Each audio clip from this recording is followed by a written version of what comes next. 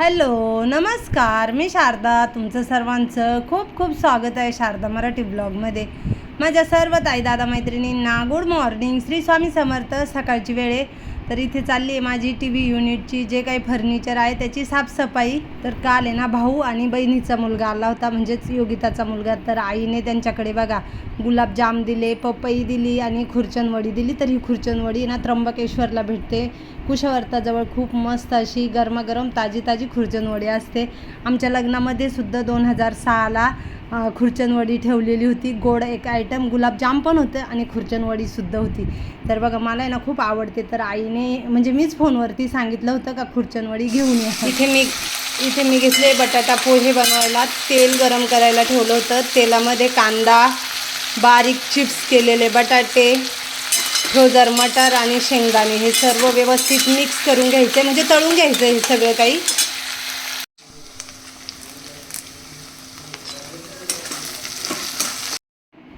जिरा मोहरीची फोडणी देऊन घ्यायची. तर म्हटलं चला आता नाश्त्याला मस्तपैकी पोहे बनवूया.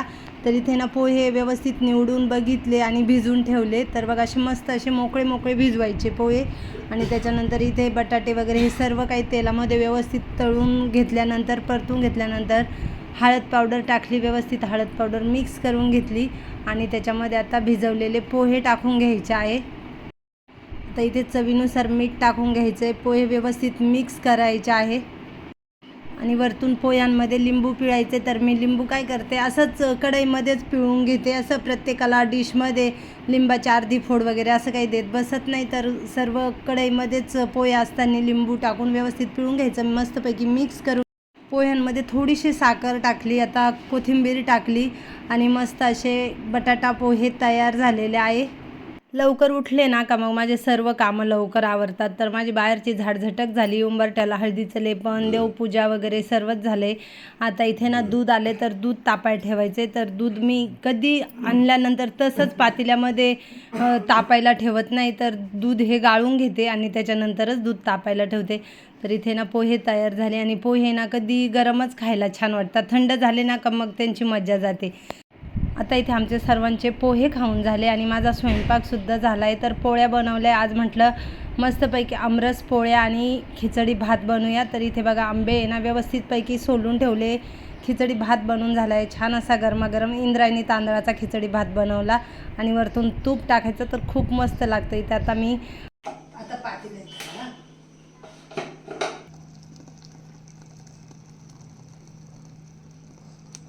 आता आमचे सर्वांचे जेवणं वगैरे झाले आणि माझे सर्वच कामं आवरले. तर फक्त आता किचन ओटा धुवायचा बाकी होतात. पण मग मी विचार केला का किचन ओटा तर धुवायचा आहे, तर म्हटलं किचनची पूर्ण टाईल्स आणि दोन्ही खिडक्यासुद्धा स्वच्छ धुवून घेऊ.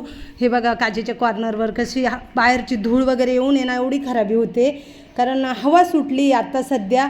आणि त्या हवेने बारीक माती वगैरे जी पावडरसारखी माती आहे ना ती अशी घरामध्ये येते. तर मग म्हटलं आता आहे ना किचनच स्वच्छ घासून काढूया, खिडक्या वगैरे एकदम मस्त. आणि खिडक्यांना जी जाळी लावली आहे ना ती पण एकदम अशी स्वयंपाकाची वाफ म्हणा किंवा धुळीने हवेने घाण वगैरे जाऊन आहे ना थोडीशी अशी जाळी व्यवस्थित दिसत नव्हती. तर मग म्हटलं जरा घरामध्ये किचनमध्ये अंधार यायचं.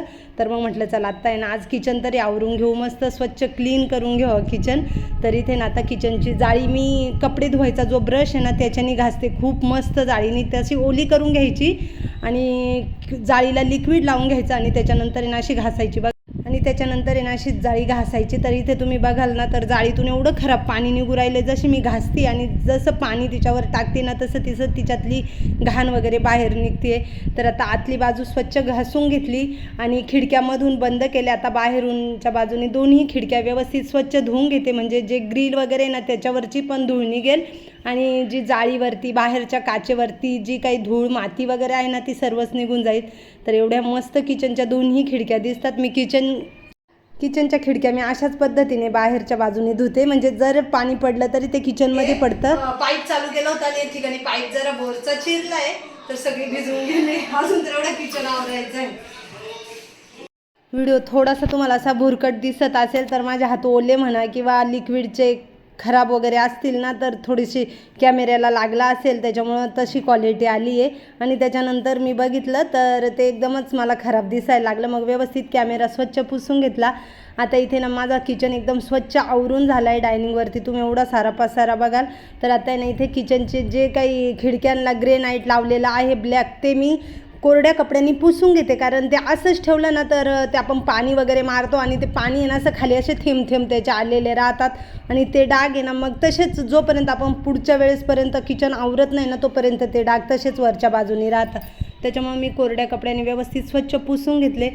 खिडकीमध्ये जो ग्रीन मॅट टाकेल होता ना तो सुद्धा धुवून उन्हामध्ये वाळवला आणि काचेच्या कॉर्नरवरचे सुद्धा सर्व काही जे मॅट वगैरे होते ना ते ब्रशनी घासून आणि स्वच्छ उन्हामध्ये वाळून, काचेच्या कॉर्नरवर जे सेल्फ टाकलेले होते ना ते सुद्धा स्वच्छ घासले, ब्रशनी घासून आणि उन्हामध्ये वाळवले. डायरेक्ट काचेवरतीच आपण भांडे वगैरे ठेवले ना, काहीच काय वस्तू ती ओली वगैरे असले ना का त्या काचेला आहे ना तसले तसेच ते डिझाईन म्हणजे त्या ओल्या पाण्याची वगैरे दिसते. आणि असा मी किचन आवरला आहे. तर बघा मस्त असा एकदम छान आवरून झाला आहे. 4 वाजले दुपारचे. तर आता माझा विचार चालला आहे का काचेच्या कॉर्नरवरती काय ठेवू. मी आत्ता म्हणजे तांब्या पितळाचे भांडे म्हणा किंवा सिरॅमिकच्या वस्तू ठेवल्या होत्या त्या ठेवू किंवा मस्त बरण्या ठेवूया मिरची मसाला वगैरे सर्व भरून, म्हणजे ते कलरफुल वाटेल. तर मला कमेंटमध्ये नक्कीच सांगा. मी माझ्या सर्व ताईंच्या आणि मैत्रिणींच्या कमेंटची वाट बघते का त्या कॉर्नरवरती काय ठेवू. आणि असं वाटतं का किचनवरती पण काहीतरी काउंटर टॉपवरती पण काही वस्तू ठेवू का. पण ते काय होतं असं काही किचन काउंटरवर वस्तू ठेवल्या ना का मग खूप पसारा दिसतो आणि ज्यावेळेस किचन धुवायचा असतो आणि मला दररोज किचन धुवायला लागतो. किचन धुवायचं म्हटलं म्हणजे त्या वस्तू सर्व बाजूला करा, मग त्याच्यात पण आपला भरपूर वेळ जातो. तर इथे बघा किती छान अशा जाळ्या निघाल्या. असं वाटत सुद्धा नाही का खिडक्यांना जाळ्या लावलेल्या आहे. एवढे सुंदर जाळ्या निघाल्या आहे ब्रशनी घासल्यामुळं. तर मी नेहमी ह्याच पद्धतीने किचनच्या जाळ्या वगैरे स्वच्छ घासून काढते.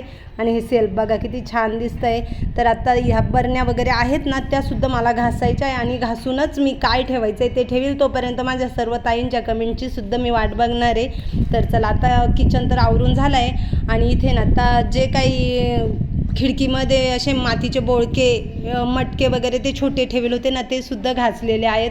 ते व्यवस्थित घासून आता पुसून घेते. मातीचे आहेत ते.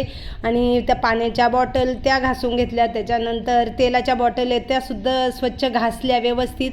आणि आता त्याच्यामध्ये तेल भरून ठेवते. एक बॉटल रिकामीच ठेवते. त्याच्यामध्ये मी शेंगदाणा तेल ठेवते, म्हणजे काही उपवासाचं काहीच काय पदार्थ बनवायचा असला ना मग शेंगदाणा तेल वापरता येतं. तर एक बॉटल मग मी रिकामीच ठेवली आणि बाकीच्या बॉटल सर्व काही तेलाने भरून ठेवल्या आहेत. तर नक्कीच कमेंटमध्ये सांगा कशा पद्धतीने मी किचन आवरलं आहे. आणि आत्ता आहे ना म्हटलं हळूहळू ना व्यवस्थित सर्व काही किचन आवरायला घेऊया. तर आता बाहेरची बाजू तुम्हाला मी दाखवते. किती छान किचनच्या दोन्ही खिडक्या निघाल्या आहे बघा. ग्रिलवर सुद्धा थोडीफार का होईना पण धूळ वगैरे नाही आहे. मी इथे वरती आले स्लॅबवर. हे बघा पाणी सोडलं आहे घोटाईला. तर मग म्हटलं आहे बघा अशी काही ठिकाणी असं उतार दिला आहे ना तर हा उंच भाग इकडे आहे ना पाणी लवकर येत नाही. मग असं थोडं थोडं मारायला लागतं आहे. टाकीतलं पाणी चालू केलं आहे. हे बघा कसा स्लॅब कोरडा पडला आहे. याला पाणी मारणं गरजेचं आहे ना.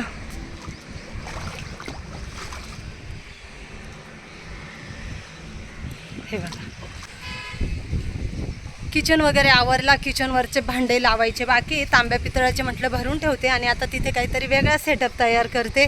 मस्तपैकी फ्रेश वगैरे झाले. गंध पावडर केली. केस विंचरायचे बाकी आहे. आणि म्हटलं चला वरती बोर चालू केली. आणि वरती म्हटलं स्लॅबवरती येऊन तरी बघूया काय चालू आहे. पाणी कुठपर्यंत आहे. कोरडा झाला आहे का. भरपूर कोरडा झाला आहे. आता पाणी मारते.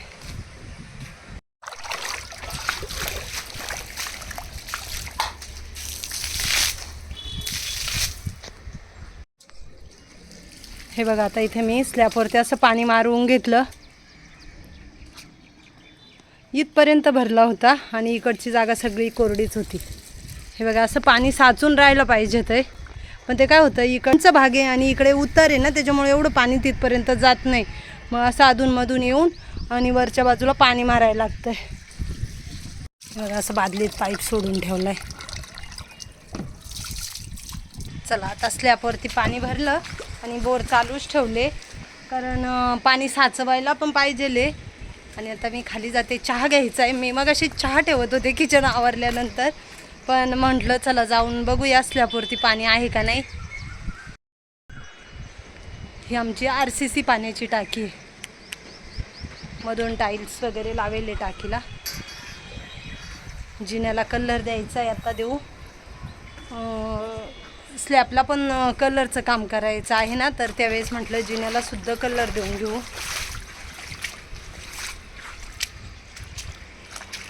किचन क्लिनिंग कसा केला कमेंटमध्ये नक्कीच सांगा. तर चला आत्ता ह्या व्हिडिओचा मी एंड करते. व्हिडिओ आवडला तर लाईक शेअर, चॅनलला सबस्क्राईब करा. लवकरच नवीन व्हिडिओ घेऊन येईल. तोपर्यंत सर्वांना बाय बाय. श्री स्वामी समर्थ.